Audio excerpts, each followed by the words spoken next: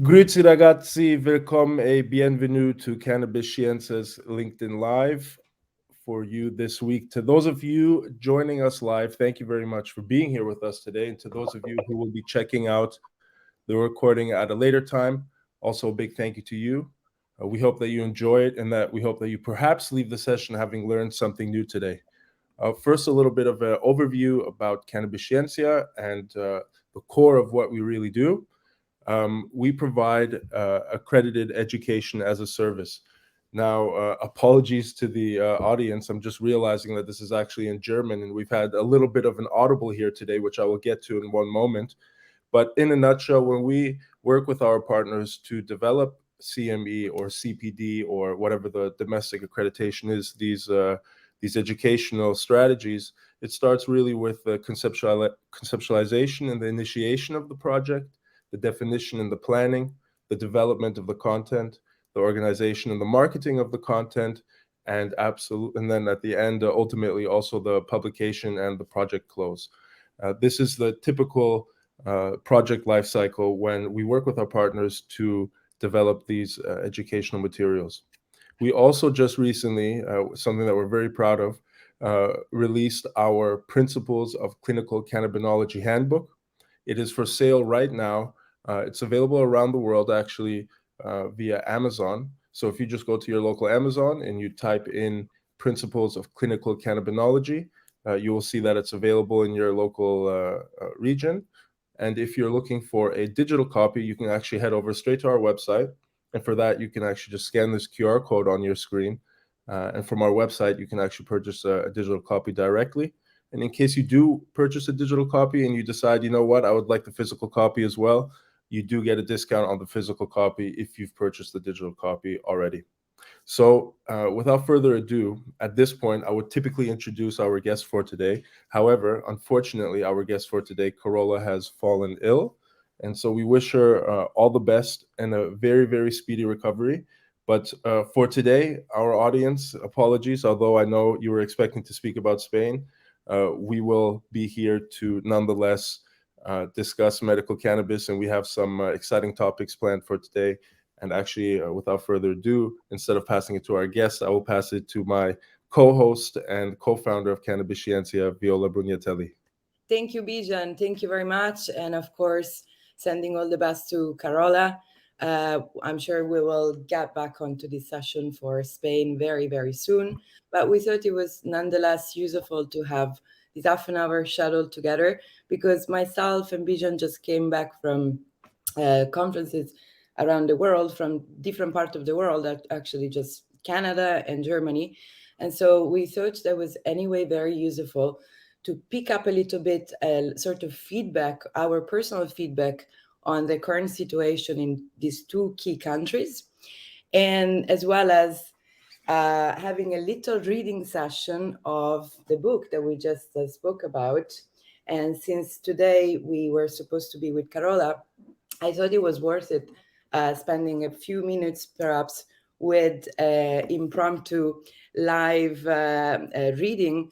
And I thought it was nice to dedicate this to her and then go on to a reading onto our session dedicated to pain, since she suffers with pain.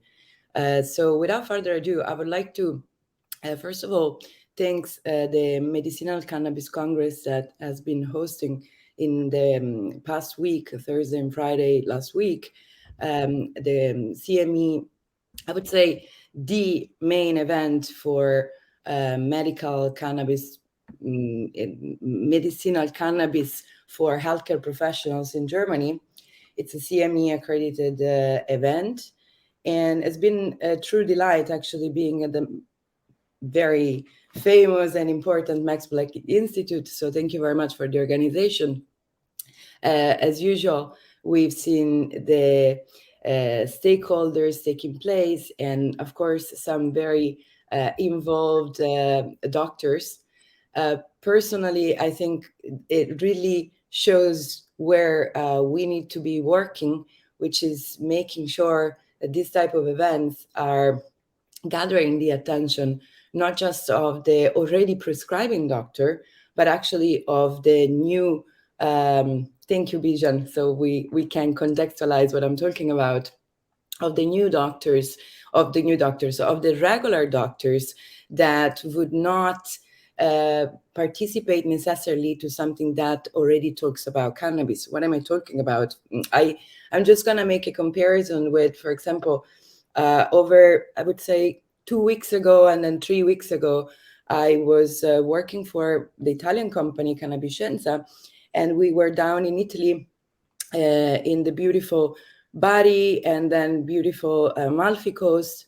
And in both events, they were, again, CME accredited events, so similar model. But the main difference was that actually we kind of sneaked in, if you will, the whole conversation on medical cannabis and the endocannabinoid system in a context that was dedicated to completely different doctors. What do I mean? We were part, for example, of the Pain Academy, so an event entirely dedicated to pain therapy doctors, and through there we sneaked in the whole conversation on cannabis, and we found this very, very useful to be able to open up this conversation to doctors that are not already prescribers, which is ultimately our goal. Because if we continue, as we say, preaching to the converted, if you think about it, Germany, it's a country with 80 million people. So I'm going to make a guesstimate of at least 350,000 doctors in the country, I would say. I don't think we went over between the presence, like a physical presence, and the online presence. I don't think we went over 100 medical doctors that participated in this amazing conference. And I want to restate that it was great. The lecturers were great. Actually, it was really like a space dedicated to learning, not just to networking, but really to learning. And so it's kind of a pity to think that we're not even touching with these topics the 1% of the entire healthcare professional population. And so this is why it comes back, the conversation by which Vision just opened up, which is basically what we provide as services, which is trying to distribute CME. As you know, they're compulsory for pretty much every country, for every healthcare professionals to be taking CME credits every year. Depending country to country, there is a different number of credits, but through this way, that anyway is required by each state to update the knowledge of the healthcare professionals, having medical cannabis as a topic really can drastically change then the type of prescribers that we are communicating with. We as we potential patients, because I like to remind you that we are all potential patients. And as for the current state of things that we are living, 99% of the probability that if I fall sick and if Bijan falls sick and if any of us fall sick, let's hope not, right? And tomorrow we just go to an healthcare professionals, we have 99% chances of meeting up with a healthcare professionals that doesn't even know what's the endocannabinoid system. Now, is that a problem? Well, if you think that that's a physiologic system that pretty much controls all the major physiologic needs from our when we are born up until we die, and then continue with our capacity to continue the progeny and so on, I would not want to end up in the hands of someone that will make choices, medical choices on my body without having any knowledge on this physiologic system. And for this reason, together with Fabio Turco and a group of contributors, we put together this, which is truly is a guide, is intended, of course, not to be read from the beginning to the end. We did that. It's not a pleasant process, but the idea of this book is really being chunked into small section so that it can easily allow the prescriber to really find what they're looking for. So it starts with the physiology of the endocannabinoid system. It goes on the second chapter onto the pharmacology of the plant. And then it follows with a massive third chapter that really enters the pathologies that are can benefit and have literature that support the use of cannabinoids, which we of course gathered literature for, but not only, because we decided that for something as empirical and as tailored as the use of cannabis in medicine, it was really worth it to spend some time to understand and interview doctors that around the world are already working with cannabis from a few years, that have experience on the topic, and so collect basically their case studies.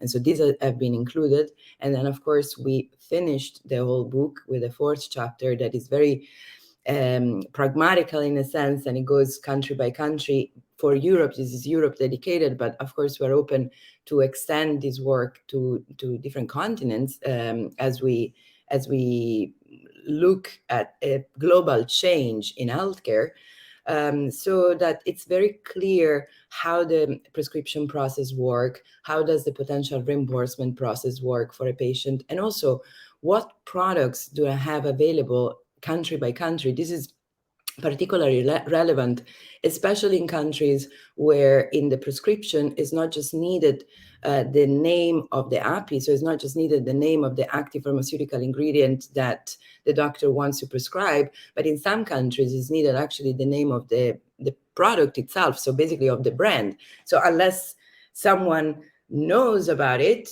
or has been informed by a company that sell one of these products, it's very hard that they will actually know the whole complexity of products, especially in countries like the UK or Germany, where really it's difficult to even collect a clear understanding of all the products that are currently distributed in the country. So before I go into this basically public reading of some section on pain, I wanted to ask actually Bijan perhaps a little summary or feedback on the state of things from the other side of the ocean, from Canada. He's just been as well in a conference, trade show called Lift over Thursday, Friday, and Saturday. And I think can be nice to compare and contrast these two worlds that somehow look at each other but are pretty different as well. Absolutely. I had the fortune of going to a number of events in the last little while, in Frankfurt and here in Toronto, where I am sitting at the moment. And each of these events was very, very different. The first one, the Cannabis Con, it was in a beautiful location right along the river in Frankfurt, in the shadows of the European Central Bank. And you know what they did very well, which was very different to what I saw here in Toronto, for instance, is because the conversation was also at a completely different stage. The organizers of the Cannabis Con brought together representatives of different industries and different uh, you know, sectors that may be affected with regulatory changes in Germany that are on the horizon. So you know, it was very it was a stark contrast to what I, for example, you know, was fortunate enough to experience here in Toronto, where you know, the market has been developing for quite some time already, and you know, you have the market players now dealing with other hurdles, let's say, not so much regulatory, but more so in the sense of, you know, how can we still position a business in this industry in a way that's profitable, and how can we you know, maintain our you know, sustainability and our longevity in this industry. You know, here in Canada, there's a well-established market, and the relationship with cannabis is also very different. So another thing that we noticed, or that I noticed here in Canada, is you have a lot more cultivators, of course, and people that are in some way involved in the cultivation and production of cannabis, something that you see a little less of in Europe, because in Europe you have you know, the medical side of the business that has only really developed so far, and you have a very limited amount of a very limited number of cultivators that can actually service these markets. So Very, very different experiences, but all of them very, very positive. And just a reminder for me how fortunate I am to be a part of this industry. Also, of course, working with you, Viola. One thing that's I guess exciting for us as Cannabiscientia, but it also sheds a light on maybe an area that's been neglected a little bit in this industry, is that no matter where I go, everybody agrees education is necessary. But I was And wondering, sorry to no, interrupt, go ahead. we are in this like free flow. Yeah, Uh, Well, since you have really the lack of being able to leave both worlds, Canada and Germany, I was wondering, since it's way more mature, of course, the whole market in Canada, whether the situation on education and training is that more advanced that we have here in Europe. Um, I would say no, because there has been, also you observe in other markets, with the development of the rec market here, the medical market has been neglected, and there's certainly the need here, just as there is in Europe, to continue to push efforts to educate physicians.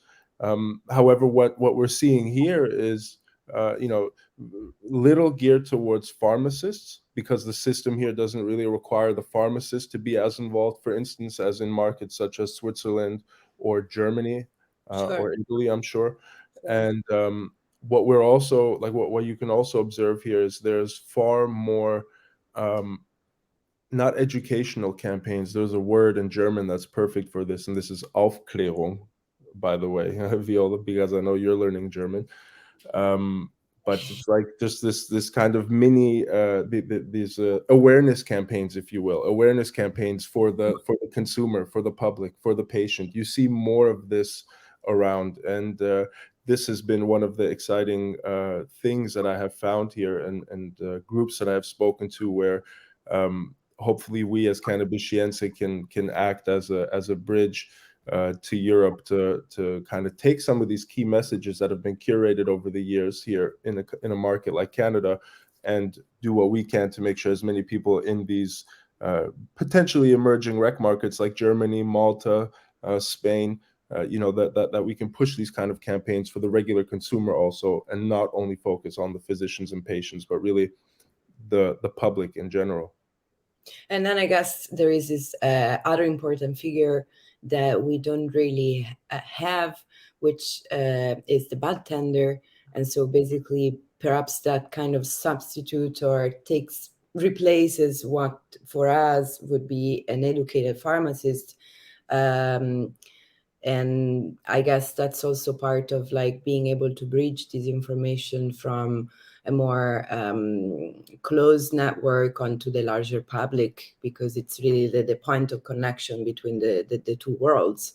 Absolutely, absolutely. It's whoever's dealing with that end consumer, whether that consumer is a patient or a regular customer, whoever that patient or consumer facing person is, whether it's the bud tender or the pharmacist, they're usually the ones that are having the most exchange with this individual at the end of the day.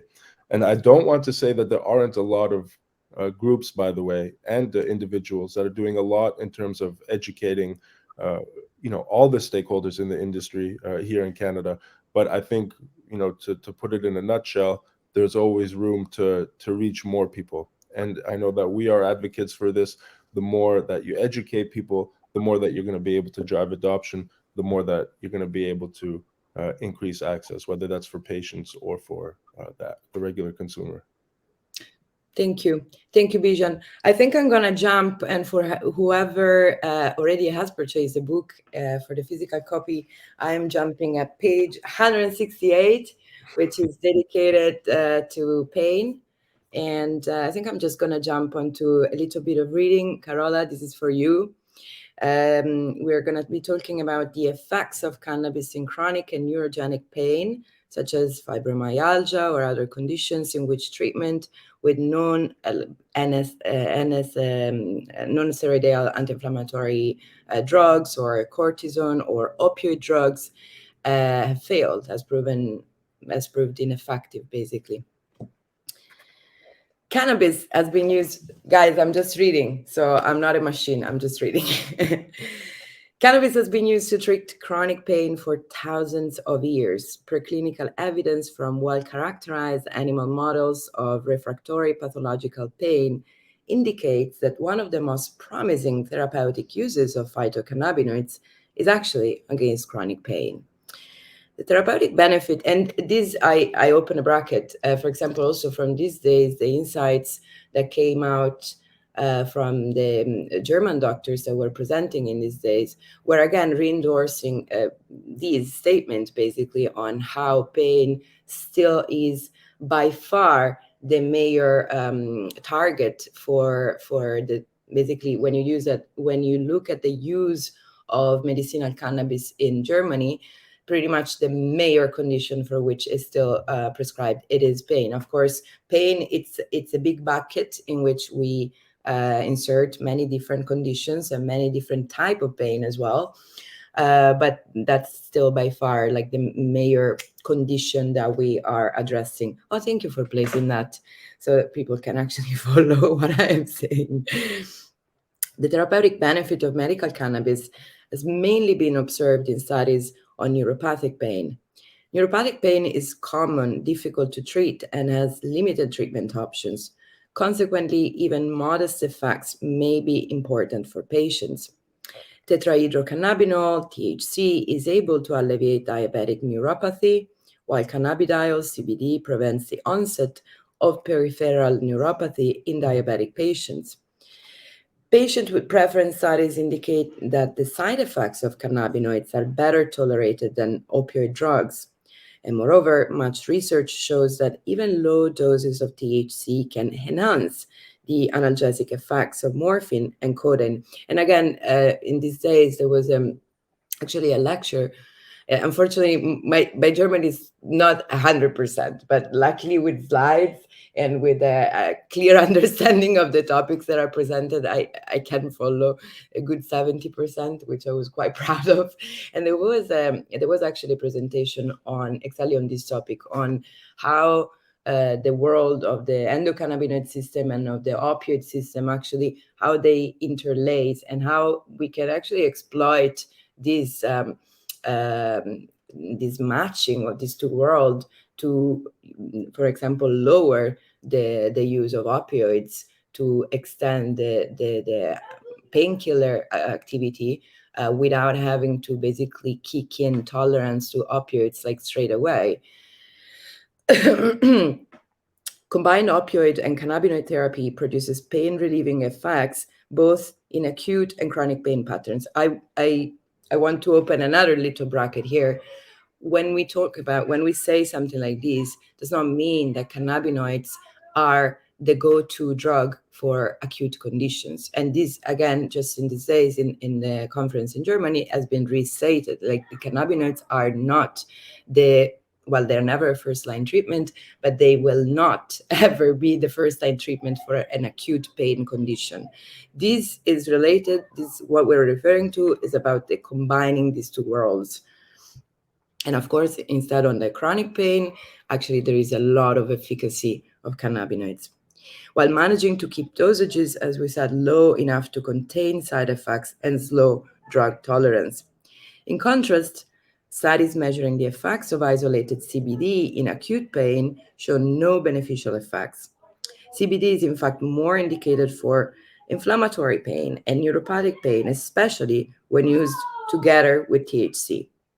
CBG, or cannabigerol, is a minor cannabinoid with analgesic properties against inflammatory pain. It acts by increasing the endocannabinoid tone by actually decreasing the reuptake of anandamide, thus allowing this endocannabinoid to act for longer. And this acts synergistically, enhancing actually the pain-relieving effects of THC. This is all coming from functional studies on the endocannabinoid system. These properties are also found in another minor cannabinoid that is getting more and more interesting by our understanding of it, which is CBC, or cannabichromene, which similarly enhances the pain-relieving effects of THC and powerfully blocks the reuptake of anandamide. Anandamide, just as a reminder, it's one of the major endocannabinoids. So, of course, if we block the reuptake, means that this endocannabinoid is not basically intaken inside the cell, and so it's free to act on the receptor.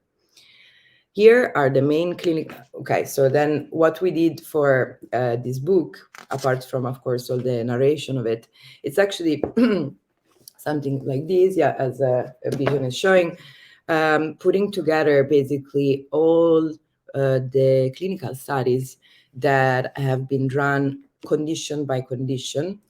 We divided them in, the idea was dividing them between when we look basically on the intervention. So when we look at THC on its own, usually those are the early studies. With pain or with cancer or with nausea, we see a lot of like isolated THC. We divided, another big group is like isolated CBD. Usually that's more recent ones, and then looking at the whole plant. So whatever studies that, whether that's a capsule or oil, but anyway, they're looking at, or even vaporization, so through the flowers, but looking at the full complex of the plant.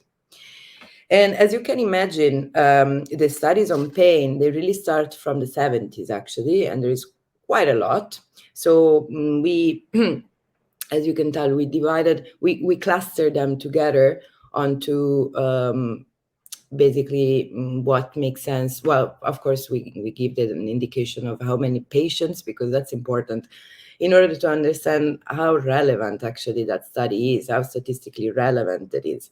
When you see, for example, at the beginning here, year and studies, what does that mean? It's just simply in what year was that run and how many studies there are. So if you look at the first one, 1975, there's 2 studies, and the totality of patients in there is 46. So meaning that probably it's around 20 people per study. It's not a particularly highly statistically relevant.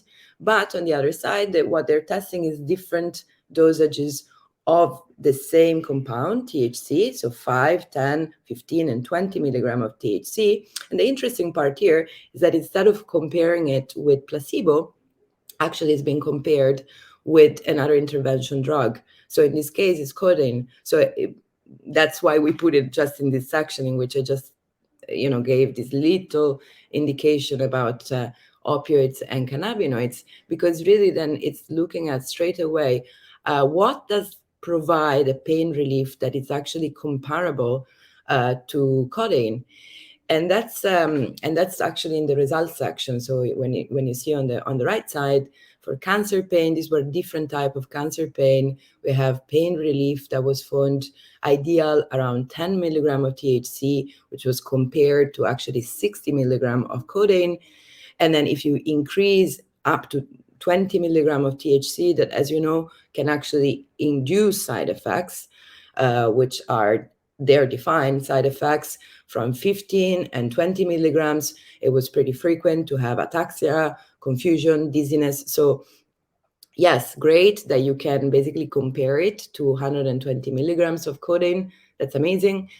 But it's not well tolerated. So it needs to be a trade-off as well, depending from the symptoms person to person, whilst we know that we can act pretty safely with a 5 up to 10 milligram of THC is going to actually provide a pretty good pain relief, and it will be generally well tolerated. Now, as you can imagine, this is just getting started on the pain chapter, and it's just an invitation for you to basically be curious and keep on reading. We of course included a bunch of references chapter by chapter, because the idea of this book is not being a lengthy review of everything that happened, but is actually being a pragmatic review of all of this information, because we know that the time available in the hands of prescribers is not that much. So it needed to be science-based information, but also very, very pragmatic, so that I someone gets in my office, they have fibromyalgia, I can read some evidences on that. Then I can look at what my other colleagues have been doing with fibromyalgia, what have been their therapeutic plan. Then I can go in the last chapter and look at, oh, I work in Malta. How is that going to work out for me? Like, how am I supposed to make this prescription? What products should I have available? And then act on it. So I think our session for today is actually getting to the end.